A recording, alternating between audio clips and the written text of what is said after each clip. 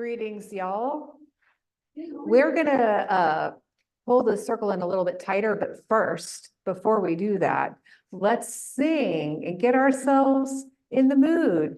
Our gathering hymn is number 1000. That's in the teal hymnal. Morning has come. Please rise in body or spirit as you are able. Number 1000. That's the first one, I think, in the. Oh, okay. It'll be great. It's a good one. How do you want to start? Well, it hasn't been developed and it's, once you hear it, it'll. So, yeah.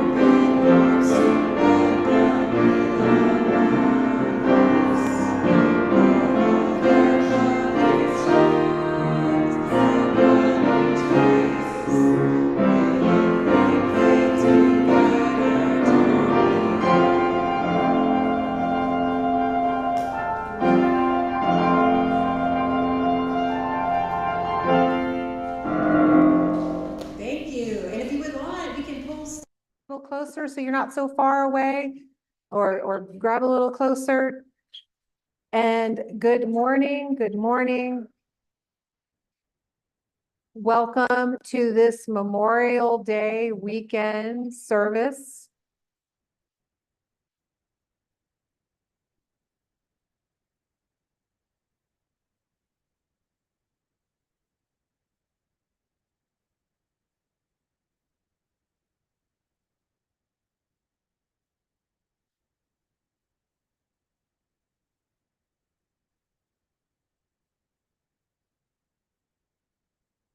Oh, now this is cozy. Isn't it beautiful?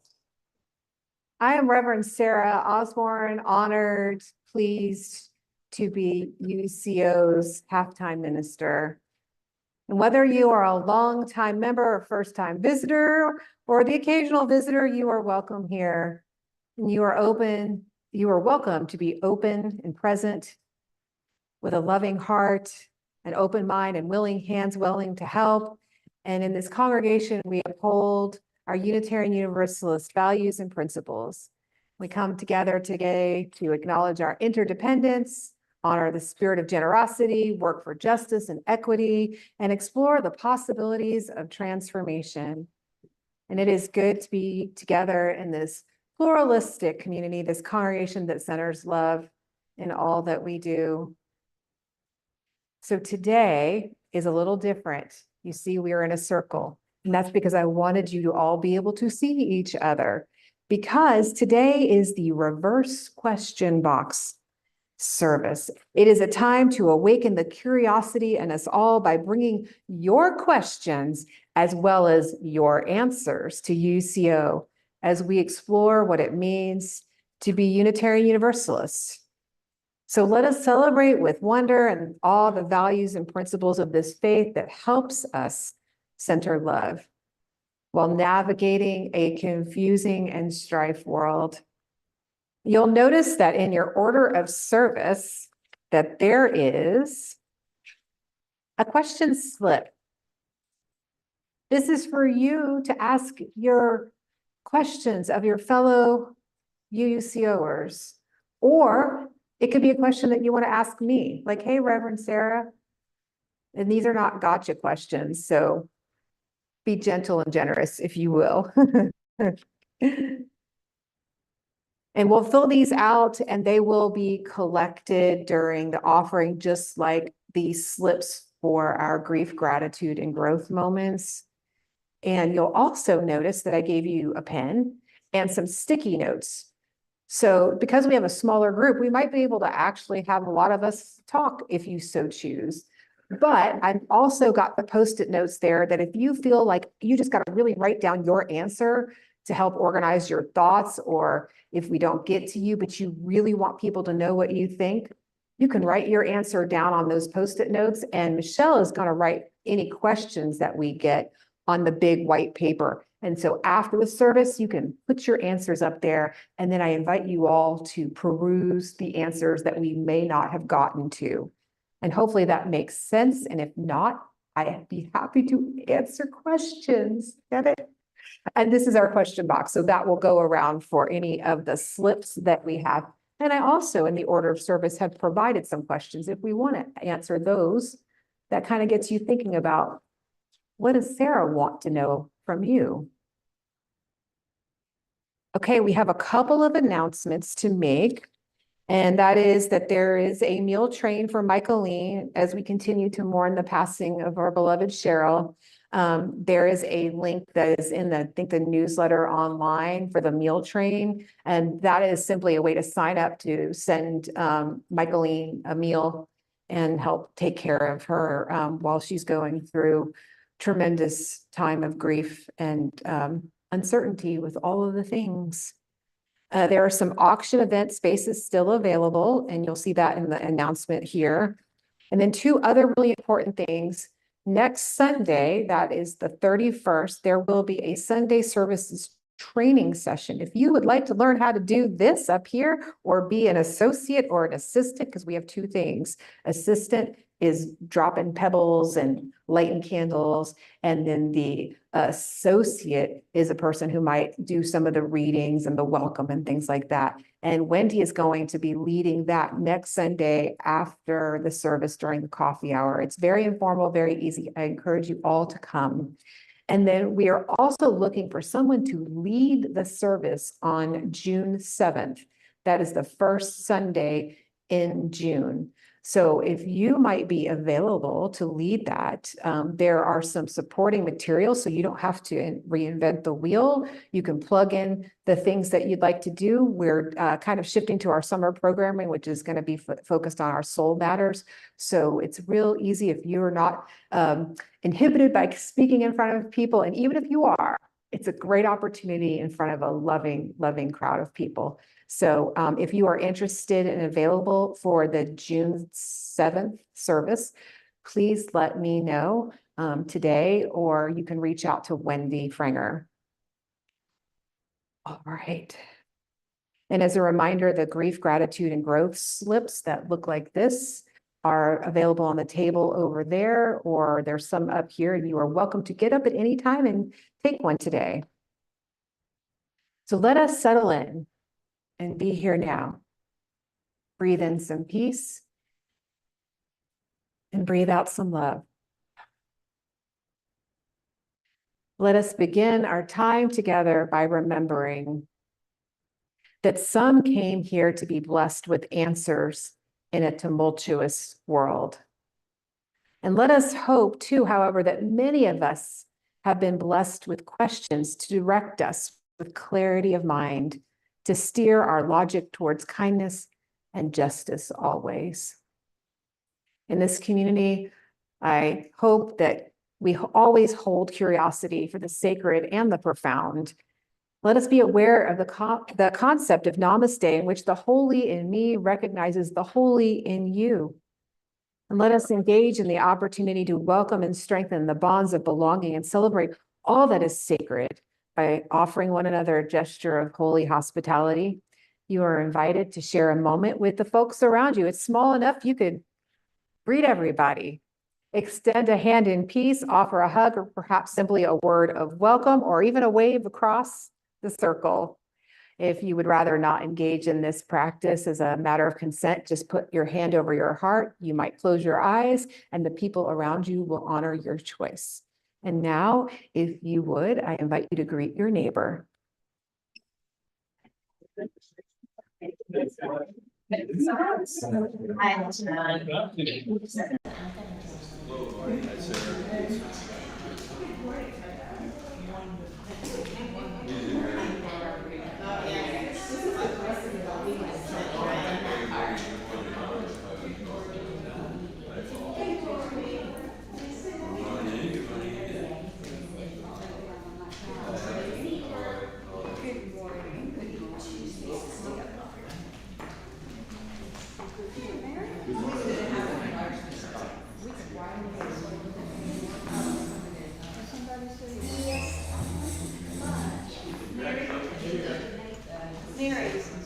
Mary, y'all sit here.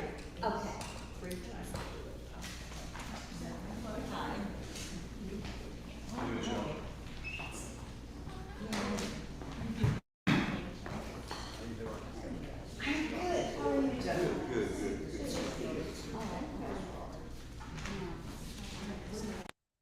Okay. Can you hold on to that for me? All is good. Yep, I'll go back up here.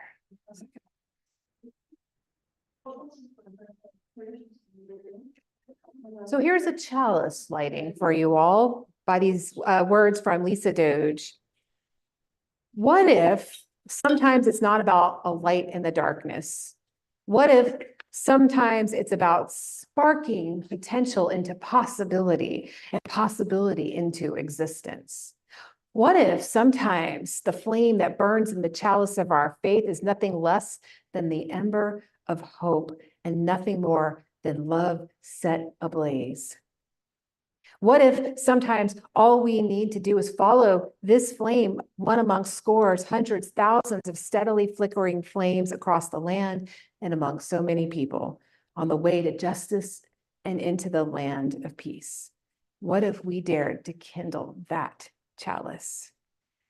Now, if you will join me in our celebration hymn number 298, Wake Now My Senses. This is in the gray hymnal. Please rise in body or spirit.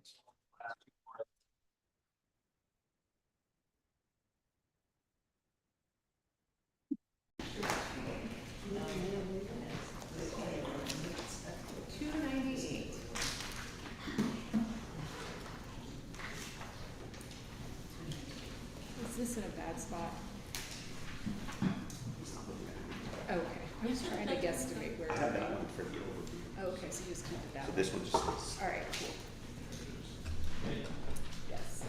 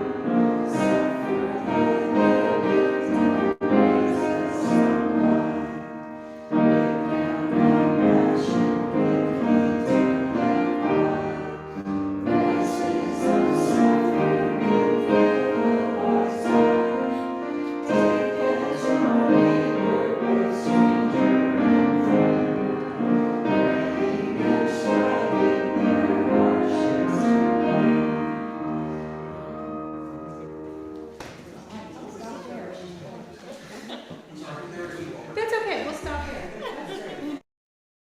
Please be seated. That is a-okay. All right. Now I'm going to join the circle. Hello? Is this, hello? Hey, Andy, is this thing on? Maybe that one. I'd like to remind you, though, I can't hear you. Hello, hello, Try to get in. I really can't hear you. hello. There we go. Mary, we're gonna be passing the microphone. That's why I brought this today. So you can hear. All right, so now we have a time for all ages, and it's called a cup of wisdom. It's a story from the Buddhist tradition about a teacher, a student who thinks he knows everything, and a cup of tea. And as you listen, I want you to think about this. Have you ever been so sure you were right that you stopped being curious? It's a little loud. Well, Mary,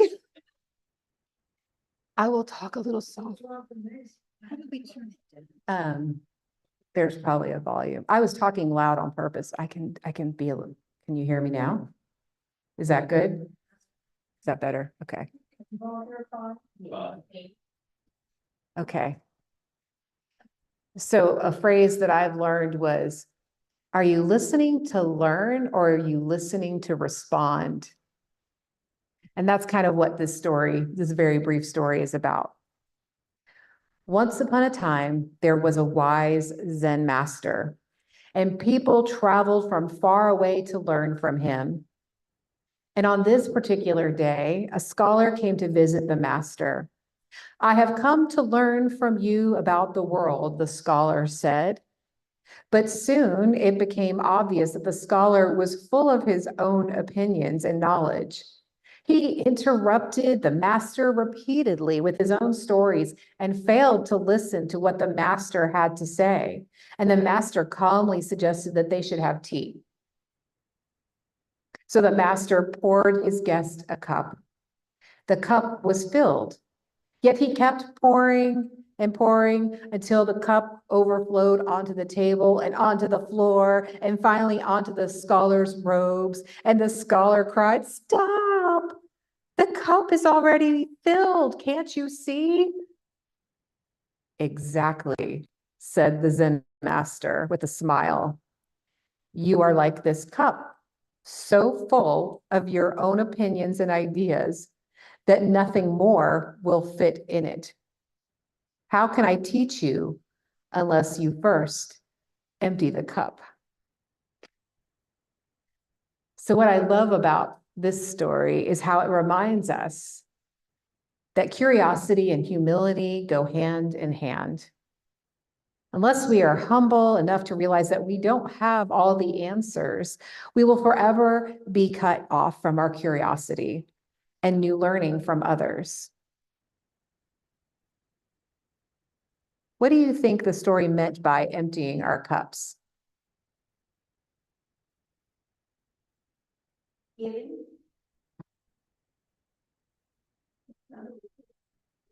Sure, answer, yeah. We're a small enough group, today is all about answering. Opening your mind to what's coming in. Mhm. Getting Maybe rid of, more. getting rid of all the old stuff and bringing in new. Yeah. What was that? So here, hand him the mic, Scott. Getting rid of all the old- I don't know if that one's working. Rid of the old thing. Is it on the same channel? I don't know. Hello, hello. I don't think it is. Maybe it's on a different channel. We're checking our tech. All right. To be available to receive new information, new ideas and thoughts, Yeah. to be receptive. Mm-hmm.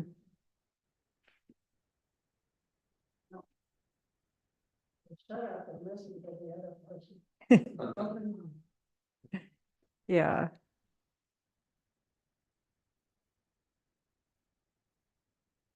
Why might it be hard to empty our cups? They're familiar. You go around. What's in our cup? Very familiar. Familiarity is very good. And playing with the familiar. Yeah, it's, we cling to what is familiar to us and comfortable, and we're afraid to empty and let new ones come in. Oh, we want to show up. Well, look at that.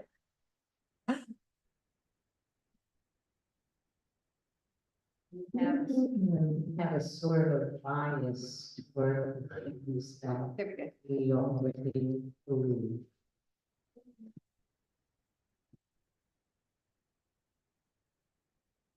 That's right. And I think that's what's so important about choosing to be part of a Unitarian Universalist congregation is this is a place where we get to practice emptying out our cups, which seems kind of contrary, but we're also filling them at the same time, right? It's a constant process of filling and emptying. And that's uncomfortable. And another wise person once told me that, we come here to be in our learning zones, not the danger zone, not the thing that pushes us so hard that we're like, I'm going to run. And not our, not the easy zone, right? Not the comfort zone where it's just like, we're all in an echo chamber or we're all just patting ourselves on the back for our wisdom, which can feel nice. And sometimes maybe we do need a moment of that. But the sweet spot is that learning zone between the comfort and the danger. And I hope that's what we can do when we empty our cups and when we are also filling our cups. Mary, I don't know if you knew this, but we had in the order of service some slips there that are, you can ask a question that you want to ask of me or of the folks here. And you can write that down on the slip of paper. There are some pens around. And we're going to collect those in just a minute. Should we give people a moment? Yes, we're going to give you a moment of silence to craft a question if you feel so moved. This is always optional. Yes, what type of question? Hang on, let me look at this. Yeah, so no anonymous, so put your name on it. We want to know who's asking what. And then these are, you can circle it or you don't have to. These are to inspire you. Like, what kind of questions, like, I don't know if we're looking for, like, what did you eat for breakfast? I don't really think anybody cares deeply, but maybe you do. But are they theological questions? Are they theoretical? Are they philosophical? Are they religious, spiritual, ethical, hypothetical? And then is the question for me to answer, or do you want the congregation to answer, or both? So you can circle that. And then if we don't get to everything, then I will save these for later. I have been known to turn some of these questions into sermons for future dates. So you might show up again later on. And I also gave you sticky notes that are sitting on the top of the teal hymnal. If we ask a question and you don't get a chance to verbally give your answer, or if we ask the question and you're like, I got to write this down right now, the sticky pads are for you to write your answers to help you keep up with your notes. And then if we don't get to your response, we're going to allow you to put your sticky notes on the white paper over here so people can see that later. Because you might want to percolate a little bit on your answer, and that's okay. So I'm going to give you a little time.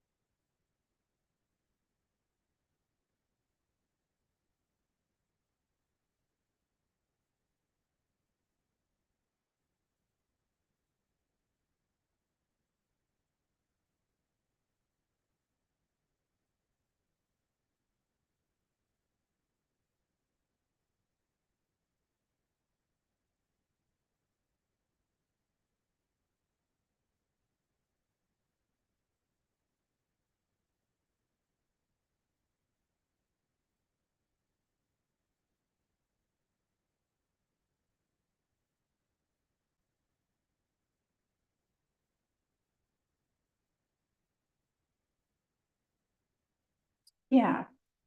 Michelle has our question box. It's gonna come around and you can put your slip in there.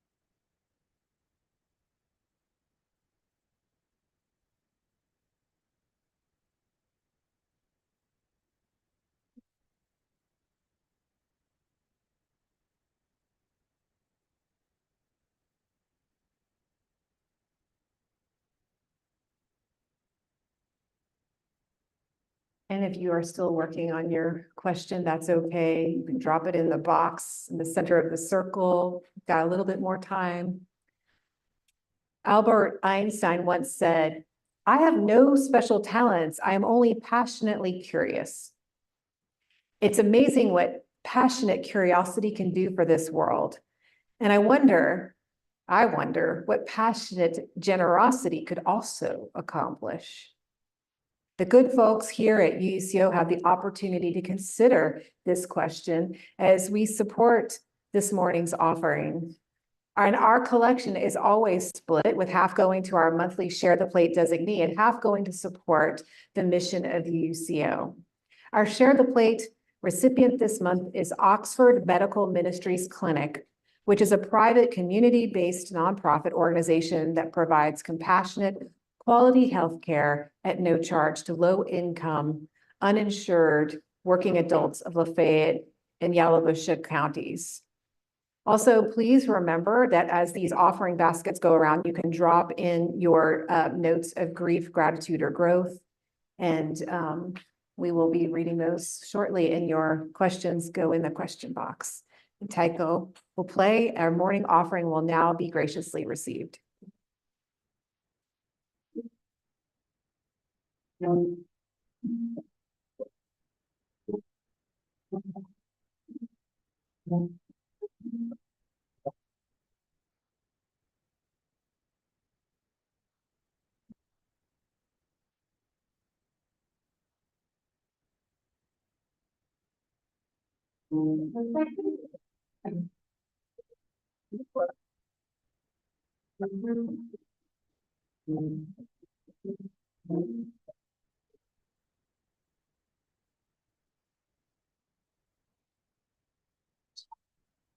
Michelle, can you drop pebbles for me?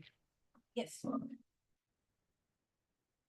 And by the work of our hands and the work of our hearts, our love is made real. As we acknowledge our gifts, may we be grateful for all that is given and grateful for all that is shared. And now let us enter into the ritual like the one before us that asks us to be vulnerable in our expression and gracious in our witness, so that we may share what is on our hearts and lay it at the altar of community and spirit.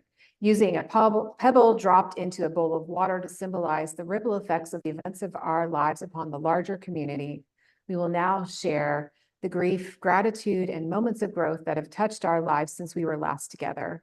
Of course, our first pebble is one of gratitude for our visitors and friends, and everybody that's here today. Thank you for being here on a holiday Sunday.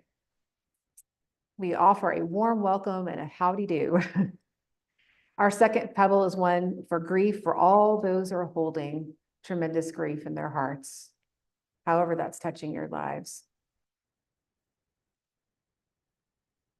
From Michelle Harvey, Please hold my 4-year-old granddaughter in your hearts as she faces surgery on Monday morning. She has some immune issues that may complicate things. And from Mary Keha, may we be enlightened to choose carefully a path for humanity to achieve world peace. May the following persons be healed. Betsy Leon of bed sores, Michael of memory and back pain, Tom's finances, Chelsea's of bronchitis, Angie's new knees, and my eye mites. Thank you all. That deserves two there. Yeah, that's a handful right there.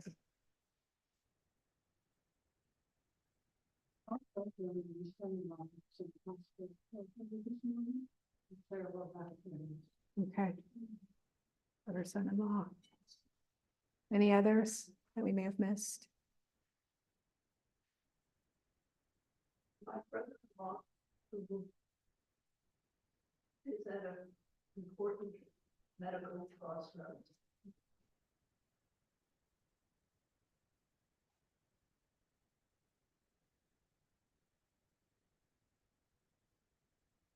And finally, we drop a pebble into the water for all the grief, gratitudes, and moments of growth that remain in the sanctuary of our hearts.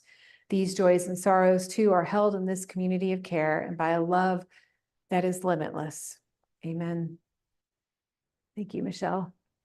And if you would join me to stay seated in a meditation hymn of number 326, Let All the Beauty We Have Known. It's in the gray hymnal, 326.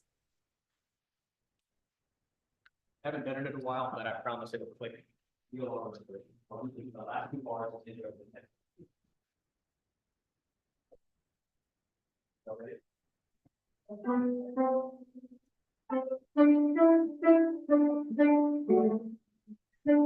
All the beauty we have known, illuminate our hearts and minds, rejoice in wonders daily shown, in faith and joy and love that binds. We celebrate with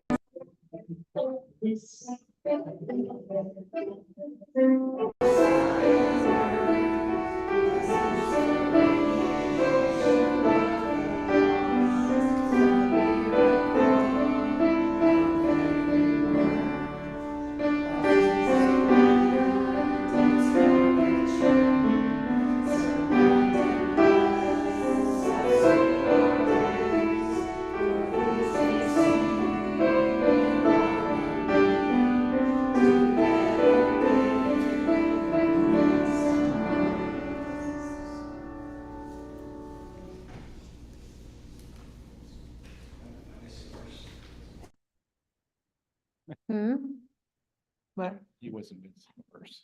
Oh, okay. Yeah, no, we're good. We just started really quickly into that song. It's all good. It's all good. We have a reading this morning from Karen Hornhofer Ginter, The Beauty of Questions. When used properly, questions have the potential to connect us to the world of another. A heartfelt, "How are you?" or "How was your day?" can become the bridge that keeps us in relationship to the lives of those we love. Sometimes, too, questions create a bridge within ourselves, allowing us to hear what's going on at a deeper level.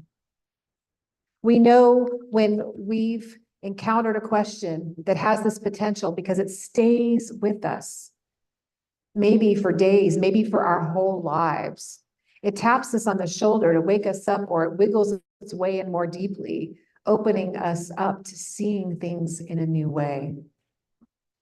I still recall first encountering Judith Durick's chorus of questions about how my life might have been different if there had been a sacred circle to step into.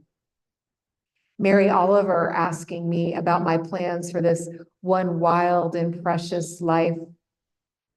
Oriah Mountain Dreamer wanting to know what I ache for.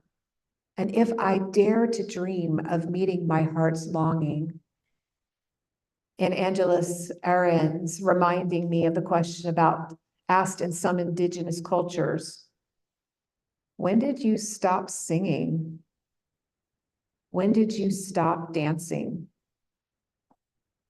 I think of my friend Ming asking me at lunch one day if I thought writing was my fullest and truest expression. All these questions have remained close companions across the years. When I was in graduate school, I had the good fortune of being invited to roll around in the world of questions. We would inspect them from various angles, almost like a statue on a gallery pedestal, being apprenticed to recognize their power, to see how the words we chose or don't choose guides research questions and projects and treatment outcomes. How we should think carefully about whether or not we want to ask people what's wrong with their lives or what's right, about their flaws or their strengths or both. If we were planning to study pathology or resilience, knowing that in reality, the answer we find are often based on the questions we ask. Of course, the same is true in everyday life, waking up and asking ourselves, what do I have to do today? Is different than asking, what do I get to do today? Or what do I want to do today? Given that questions have the capacity to open or close possibilities, it's worth thinking about what questions we want to ponder and which ones we're tired of asking ourselves. For many of us, there comes a time when we're ready to retire the what ifs and why questions that have haunted us. Other questions, however, are worth keeping around, worthy of holding close and not replacing with an answer too quickly. Just as the expression goes, only speak if you can improve on the silence. Maybe too, we should be taught to offer an answer only if it improves on the question. Of course, such encouragement flies in the face of how we're often taught as students and professionals to move down the limbs of various decision trees. It flies in the face of our human tendency to want to feel the senses of intelligence and rightness that often accompany certainty.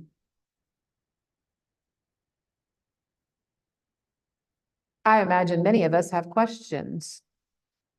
I saw you all writing, so something's on your mind. What questions have you, this is a little bit rhetorical, what questions have you asked in the last few days? What questions do you have in your mind right now? Did you write down at least one on the provided slip? If something comes to you, remember you have Post-it notes available to you to ask more. My colleague, Reverend Aaron Hawley, wrote, "We are a congregation that thinks the questions are important. We might even say that asking questions is more important than having answers.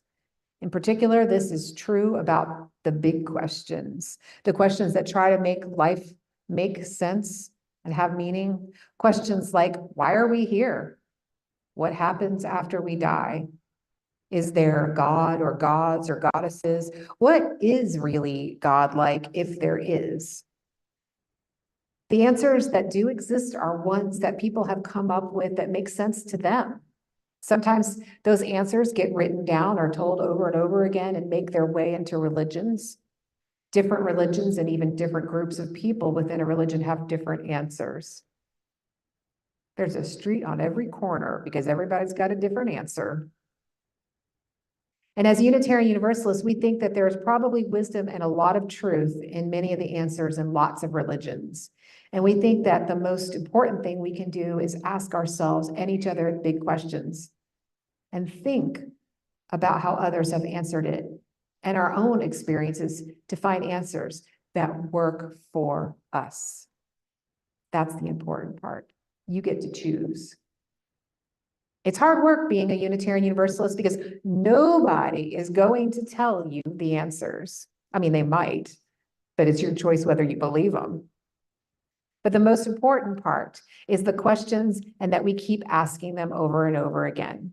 Because the answer you have matters, and because our answers sometimes change as we get older. So last year we held a question box service where I answered all the questions. That was fun. And this year we can do a little bit of that, but I also like to reverse the process and ask you questions too. And we'll probably need to limit our time. We've got 15 minutes to answer everything. So one person gets to answer on behalf of the group, unless it's a group question that you'll see how that works. Remember, you could answer on Post-it notes and put them on the wall. So if we run out of time, you can be sure that people can walk by and see your answers. So these are some quickie ones to get us started while Michelle kind of goes through and sees what's in the box. These were in your order of service, so you may have had a chance to look at them already. Scott, would you be our person to walk around with the mic? This will be quickie ones, and it really is. What 3 adjectives would you use to describe the congregation? This is 3 words. Anybody want to take a chance on that one? 3 words to describe UUCO.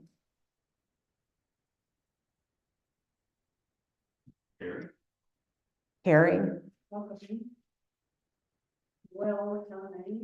welcoming, Mature, mature, Open, hope-filled, like old. mature, ripe, like a juicy plum. Interesting.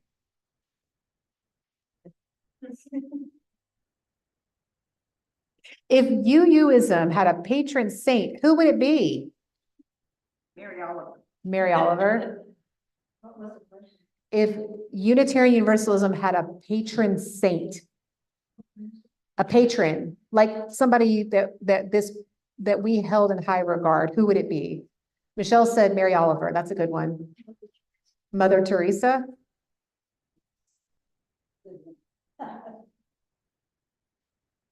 Kermit the Frog.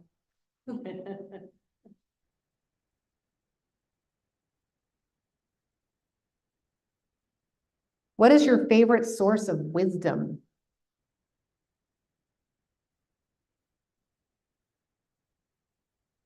Whatever it is that I need in that particular moment. Whatever you need in that particular moment.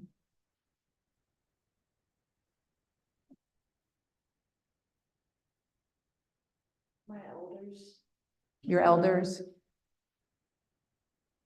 Heaven Father.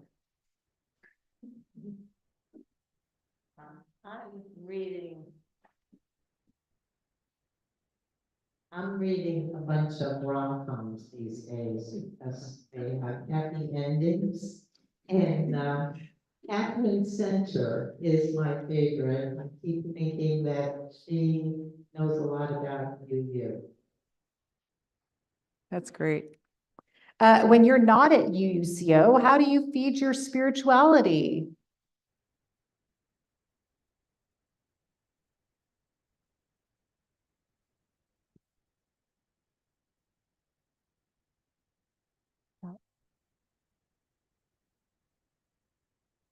Go inside and say, what do I need to know?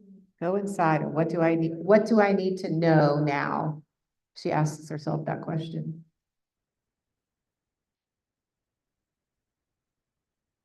I have a sister who's into spirituality, and she'll give me lots of spirituality as soon as it comes to her. She dashes it off in a text. That's great. Texted spirituality. But spirituality is very diverse. And, when, sorry, I talk girl, I can catch my voice. You get it. Very far. Spirituality is very diverse. We receive it in many ways. Sometimes I get it from Joanne.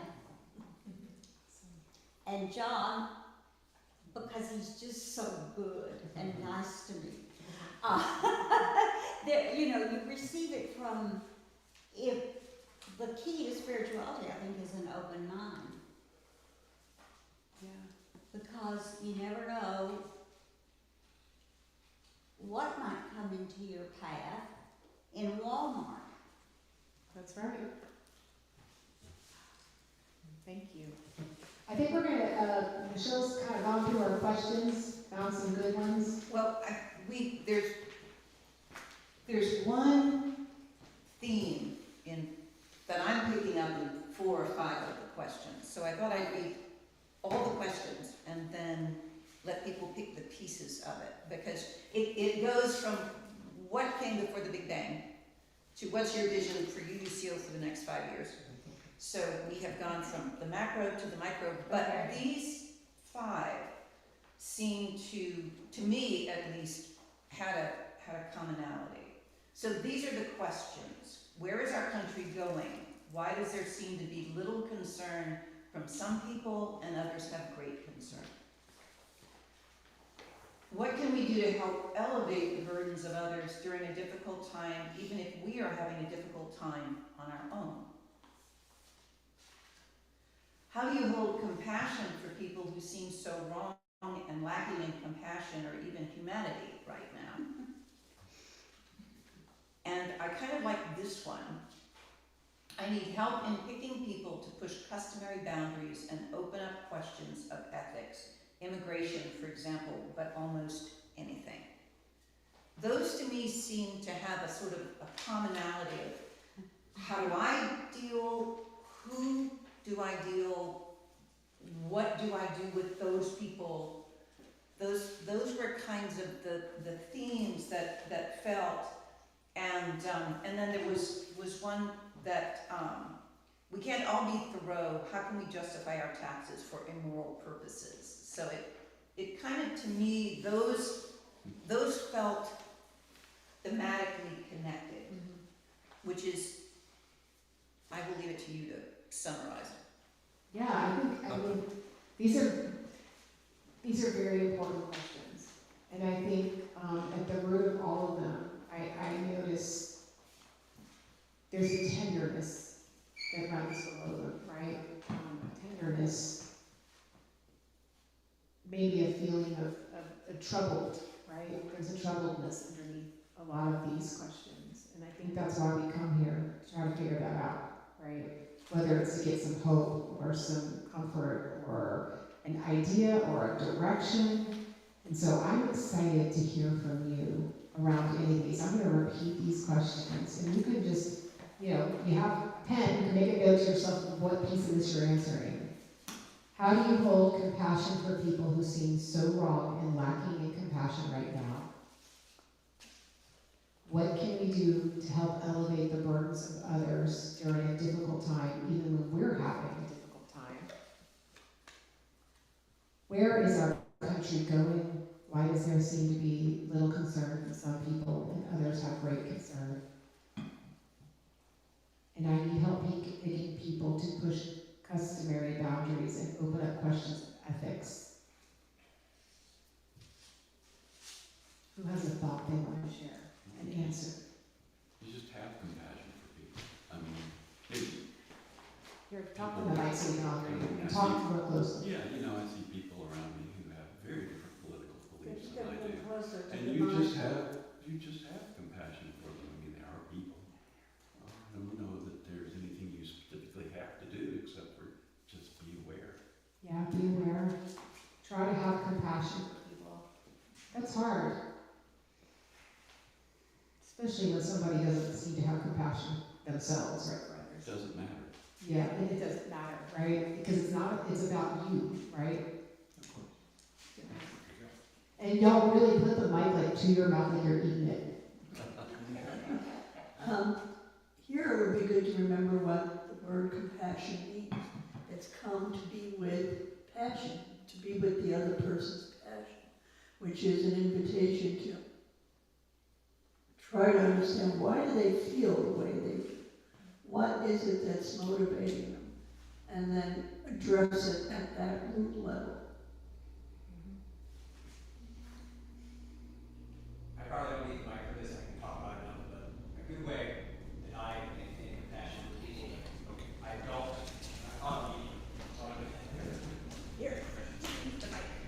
in a way that I can never maintain passion for people that Take it like this. totally disagree with me on everything, political worldview wise, is most people are powerless, totally powerless. Their disagreement with you, which you find maybe contemptible or sort of immoral, they can't enact on the world. It's just an opinion of theirs. I didn't verbalize that exactly how I wanted, but you can sort of get what I mean. Yeah, I think I hear what Tycho's saying is, really at the root of all of this is people's sense of power and control and the lack of those things. And the need for it, the desire for it. And I think if we can wrap our heads around that that's really ultimately where a lot of these things come from. I think you can kind of let go of some of the negative feelings associated with that when you realize that these are just scared people.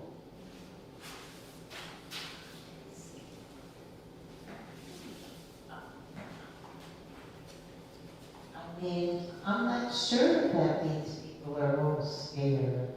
I think that there are a lot of people I see, because I, play sports, I guess. I see people who feel good about, the way things are going. And, feel no need to really talk about it. What really gets me is those people are going to Bible study. That really gets me. Because I wonder what they're talking about. Especially, I'm gonna say now, this is probably prejudicial, but especially those people who are, more interested in Bible study for fashion and wine than they are in, the Bible study, I guess. That's what I see them talking about. And so I'm just guessing that that's what is important to them. One of the things that I heard, answer further about that, that it is the role sometimes of ministry, and I would say some religions, most religions, is that the axiom of we are here to comfort the afflicted and afflict the comfortable. And I think a lot of these groups, a lot of these other entities, they're doing a real good job of comforting to the point where they don't afflict the comfortable, right? And I think that is something that people they want to be, we all want to be comforted, right? And sometimes we get real privileged in that comfort. And I think that sometimes perhaps religions have forgotten that other half of the equation. I'm going to come back to what Tycho said about power and powerlessness. And I think, as Sue was talking about it, in the space of, and you said the space of comfort and the comfortable, I think right now I am experiencing senses of powerlessness that I am not used to. I am not used to people simply being able to trot over others and be unable to do anything about it. That's where I get really angry and where I lose my sense that these people are deserving of my because they just don't seem to care. And that would be one, but they're causing so much more. I think that everybody should do something, one thing good for anybody every day. If you see a stranger walking down the street, you don't know who they are or where they're going. Hey, how are you? Good to see you. How are you been today? Or if you see somebody walking along with one too many bags they're carrying, help them to carry that other bag along.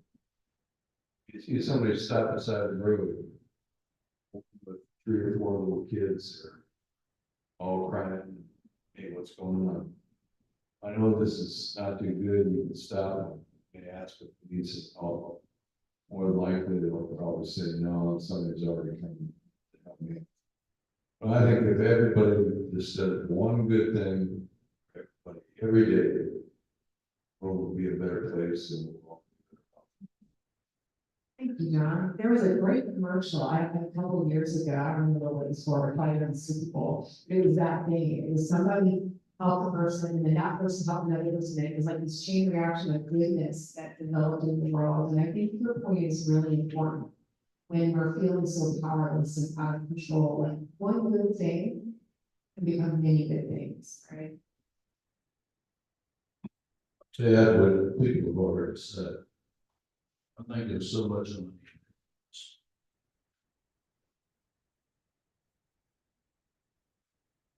desire to distill ignorance is so great that, it's not difficult to catch people.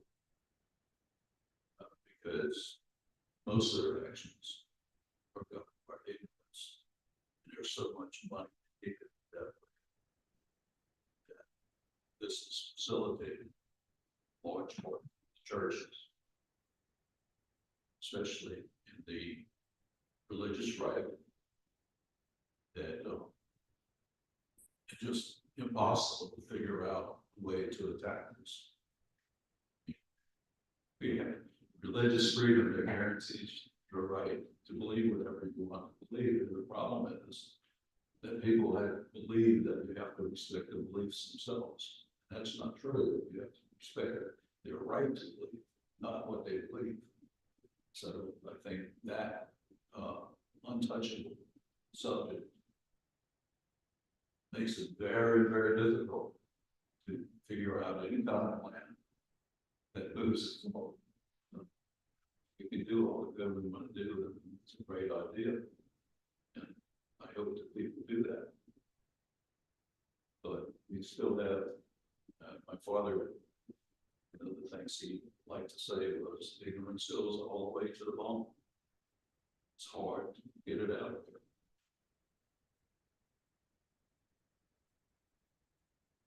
Your questions? I think they're so different. I think you say that. You say it, because we are actually, y'all, thank you for offering your wisdom and your answers to these questions. And I have these questions that we will probably get to later. We will be starting next, the worship associate next Sunday, when we start into our, what we consider the coffee hour approach, where we will have a round table and questions, answers, opportunities. I think these, if we feed these to Wendy and then share them with the folks who will be leading those services, I think these will be good questions that will fit into the various themes we had over the summer. So if your question wasn't addressed today, I know as a person who will be leading next week's discussion, some of these will be valuable to sort of surface that. So I think they will go far longer than just. Absolutely. And I'll be back in July too, so I might pass those to you. Joanne? I'd like to end the question period with a question that will lead us to laughter. And I can do that. And I'm credit to Garrison Keeler for this one. How do you know when the UUs have visited your house during the night? How do you know that you visited your house during the night? They leave a burning question mark on your lawn. Oh, no. They leave a burning question mark on the wall. Garrison Keeler, I need to back up. Tell me again. What you said, how do you know that the UUs have been to your house during the night? They leave a burning question mark on your lawn. I do like the question, how many years does it take to change a light bulb? Well, first we need to propose a question, follow with amendments, form a committee, discuss potential. Of light bulbs and how many people are needed to guide the light bulb into the socket. And therefore, we will discuss that at the next 3 meetings and then get back to you. How many? Only one, but you really want to change. Really change. I'm glad we ended with some humor. That's good for the soul. That is very good for the soul. All right, folks. Well, we have more questions coming and more answers for us to explore. And we will release the chalice flame. Michelle, if you will put out our flame with these words, let us remember curiosity brought you here and now follows you out. As you step into the rest of your day, notice what makes you lean in, what makes you look twice. May small questions open spacious paths that you may come back and share what you have found. Blessed be. And if you will join me in a closing hymn in the gray hymnal, this is number 145. It's called As Tranquil Streams, and is a bit of trivia, an answer you didn't know you had, or a question you didn't know you had. This song was written at the merger of the Unitarians and the Universalists. And so knowing that this is when the two groups merged together, maybe you'll see that connection show up in the words of this hymn. Number 145, please rise in body or spirit as you are able. Okay. What was that? All the way, he's gonna play it all the way through first before we sing.